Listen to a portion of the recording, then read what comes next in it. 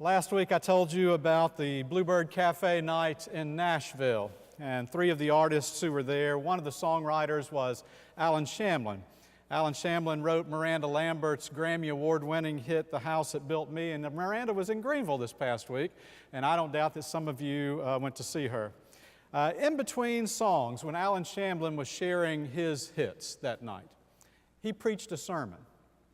Now, he didn't mean to preach a sermon, and he probably would not say that it was a sermon, but he said two lines that were better than most sermons that I've heard and a few sermons that I've preached. This is what he said. Why do people feel like they have to either condone or condemn other people?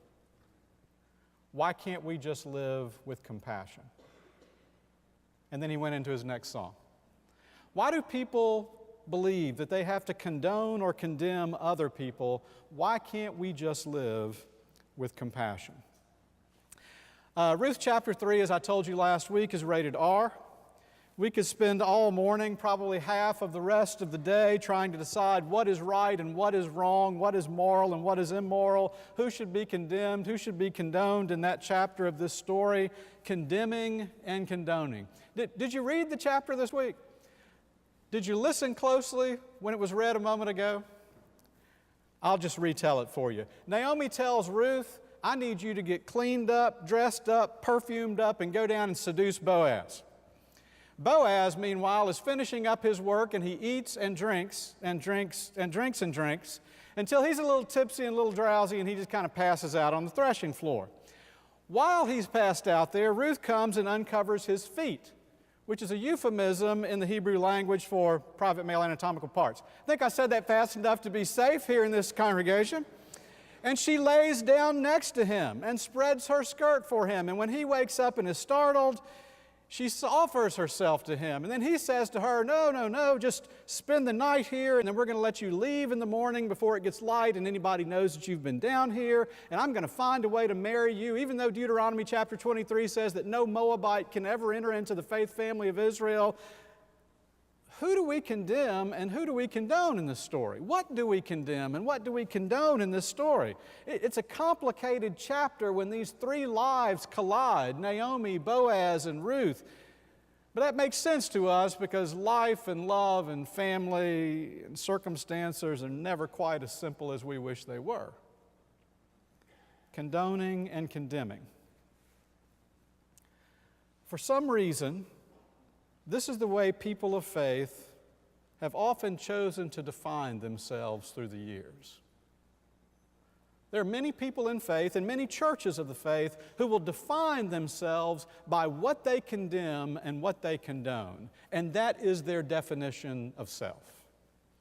So I shared with you before my strange affinity for AM radio preachers. I can't help it. I just have an affinity for listening to these preachers. And I've also shared with you that when I was with you back in 2013, before I was your senior minister, I was driving back to Macon, Georgia on a Sunday afternoon after preaching here. I had the AM preachers going because it was a Sunday afternoon. I got close to Macon and finally picked up a Macon radio station. There was a preacher that I recognized from the area but did not know personally, and he was preaching and he was mad. He was mad at all the adulterers and the fornicators in Atlanta. And he went on and on about all the adulterers and the fornicators up there in the city of Atlanta, all those people in the city up there. One day he said the fires of heaven were going to rain down on that pagan city and the people of Atlanta were going to burn in hell. And he slammed his hand on the pulpit, and you could hear over the radio the congregation start applauding and cheering. Now I have a couple of problems with that. Just a couple. The first is, I know that all the adulterers and fornicators don't live in Atlanta. I lived in Macon for 17 years, and I'm not naming names, but I know there's a few there too. And my second problem is, I'm not sure that I could ever applaud or cheer over someone's eternal damnation. But this is the way that church defined herself, by who she condemned and who she condoned. Boaz could have condoned this situation. Boaz lived in a culture where he could have told someone what would happen, and they might have cocked their eyebrow, but they probably would have nodded in understanding. Yeah, you were a little tipsy, and we all know you kind of like her anyway. We get it. Or he could have condemned the situation and told his friends, well, you know, she is a Moabite, and she threw herself at me, but that's the way those Moabites are. But rather than condemning or condoning, Boaz chose another path. In fact, everybody in the story, to some degree, chose the path of compassion. This is what compassion means. C-O-M means with. Passion means energy, commitment. Compassion means to walk alongside someone and give them your energetic presence. To walk alongside someone and not pity them, but to be with them and energetically give yourself to their story and their journey. For Boaz, compassion meant waking up next to Ruth on the threshing floor with himself uncovered and her skirt spread and say to her, look, I understand. I understand you are a Moabite, you are a widow, you are impoverished, you are worried, you are scared, you are trying to survive. I am attracted to you. Here's what we are going to do. I'm going to hold you through this night. I'm going to get you home safely with your reputation intact. And then we're going to follow the law in redeeming you. And if it all works out, I'm going to marry you. Now, I know what Deuteronomy chapter 23 says, but we are going to figure this out together. I am going to walk with you through this struggle. That is compassion. It's the way Jesus always operated. It shouldn't surprise us. So Jesus looks up in a tree and says, Zacchaeus, come down. And Zacchaeus came down out of the sycamore tree, not because Jesus condoned him and not because Jesus condemned him, but because Jesus said, I want to come eat at your house today. I want to energetically be with you on your journey. There was a woman with an alabaster jar of perfume who came to a Pharisee's home and broke that jar and poured the perfume over Jesus' feet. And the Pharisees started saying to Jesus and to one another, boy, if you knew what kind of woman she was, you wouldn't let her anywhere close to you. And Jesus said to them, you know, she's anointing me for my death. She's been through some hard days in her life, and I'm going through a hard day right now in my life. And so we are walking together through the struggle. That is compassion.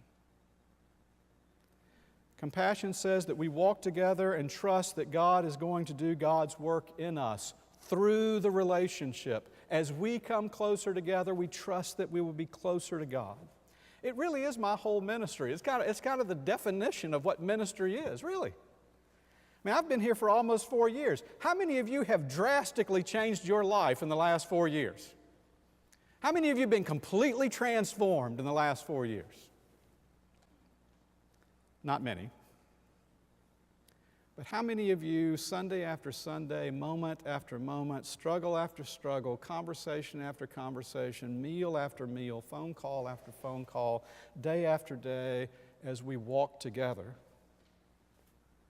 come to love other people more gracefully, move a little bit closer to God in your life, understand God's love and grace and presence a little bit better in your life becomes a little more committed to Christ and to the church and to God's will. This is walking with one another with compassion. Not condemning or condoning, but truly loving people in the journey of their life and trusting that God will do God's work in their life. When I announced that I was going to be preaching through the book of Ruth again, one of the gentlemen in the church met me in the narthex on a Sunday morning and said, "Are you going to tell the Hooters story?" It's amazing the things you're remembered for. It's amazing the only things that people remember from a sermon for years. I was the chaplain at Hooters restaurant in Macon for 3 years. As I like to say, it's a tough job, but somebody has to do these things. It all started with a wedding. I'd been asked to do the wedding of a young man in our church who was a professional musician who had decided to marry one of the waitresses at Hooters, and they asked if I would do the wedding, and I said I would be delighted to. It was an outdoor wedding. All of the Hooters girls were the bridesmaids, and all of his bandmates were the groomsmen in the wedding. They were all dressed in leisure suits from the 70s on the guys' sides and sundresses with henna tattoos on the girls' side. Everybody was barefooted. They played Beatles music only for the whole thing. We got finished with the wedding. We went to the party over at the groom's house. The manager of Hooters came over to me, tears streaming down his face, and said, "That's the most beautiful wedding I've ever been to in my life." I said, you don't get to many weddings, do you? That's just not.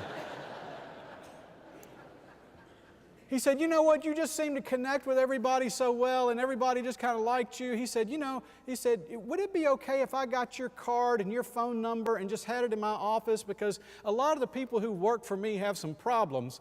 I thought, "You're not a rocket scientist either, are you?" He said, a lot of people have some problems. He said, "I don't know what to say to them, and I just wondered if I could give them your number so that they could call you." And I said, "Well, I'd be happy to do that." I said, "It might be easier if I just stop by like before you open one day a week, like on Monday mornings, and have like a little devotional time with everybody. And then if they've got questions or struggles, they can talk to me about it."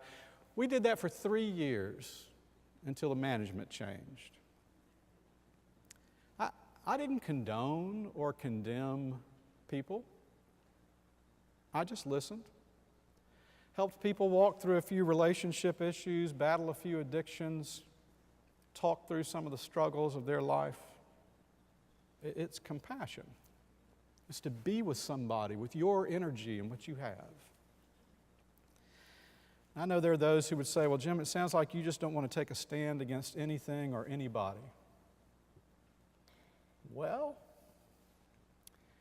if all have sinned and fallen short of the glory of God, and I assume that includes me, to take a stand against you means I've got to fight you. To take a stand above you means I've got to judge you. To take a stand below you means I'm going to humiliate myself. The only place I know to stand as a follower of Jesus is to stand beside you, like Jesus did, and walk with you, and struggle with you, and journey with you. And that is the definition of compassion. If our church continues to do that, people will continue to gather here. Most of the people who have left the faith and left the church have left because they were either condemned or not condoned, but not walked with compassionately. This is what drew people to Jesus in the first century. Multitudes followed him rather than following the Pharisees or Sadducees, because that's where they found compassion, not condoning and not condemning. So I want to walk with you, and I want us to walk together. I want to worship with you, and I want us to worship together. And I want to dine with this table, at this table with you, because Jesus compassionately invites us all to gather here.